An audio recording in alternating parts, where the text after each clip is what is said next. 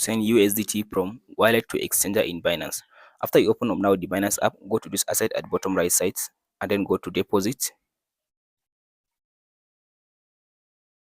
So after you come to this deposit, go and search for USDT or select USDT like this. So now go and select this BNB network and then tap on this copy address button. So now go back to your Web3 wallet. So after you switch back to the Web3 wallet like this, now come to the Web3 wallet and then go to asset again. So after you come to this asset in the Web3 wallet, then scroll all the way to down and find the USDT. Here is it. So after you select the USDT, tap on this send button.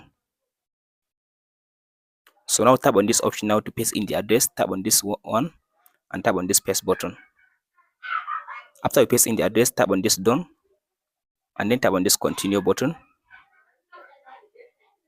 So from this option now, go and specify the amount you want to withdraw. Let's say I want to withdraw 900 USDT and tap on this send continue button. From there, the USDT will be transferred into your Binance account. That's it.